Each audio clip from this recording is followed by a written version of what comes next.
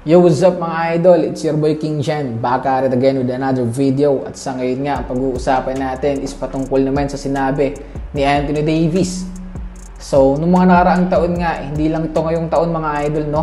Kung nagre-request na si AD na kumuha ang Los Angeles Lakers ng another big man na pwedeng tumayo bilang starting center nila.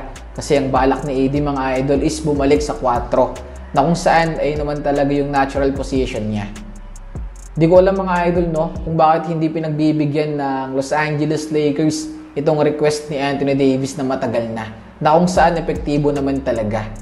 Tulad na lang ng 2020, si Anthony Davis ay may kasamang Twin Tower with JaVale McGee at Dwight Howard. Alam naman natin na sobrang epektibo talaga ng team na yon, lalo na sa inside presence. Sipin mo kasama ni AD sa loob ng court si JaVale McGee or Dwight Howard, kaya nga mas nailalabas ni AD yung full potential niya that time o noong taon na yon.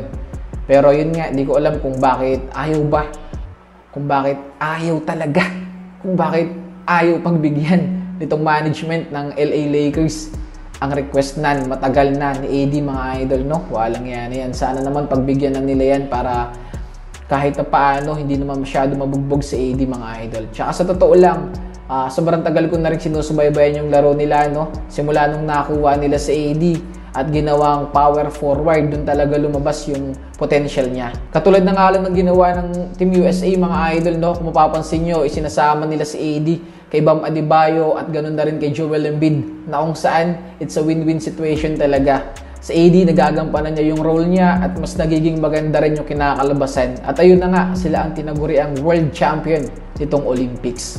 Well, sana lang mga idol, pagbigyan na talaga ng management ng Los Angeles Lakers ang kagustuhan ni AD na bumalik sa power forward na kung saan ito naman talaga yung natural position niya.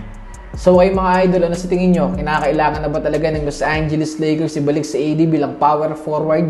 Magkomento lang dito sa my comment section at babasahin natin yan. So yun lang mga idol, kita-kits tayo sa susunod na video. It's your boy King Jen. I'm out.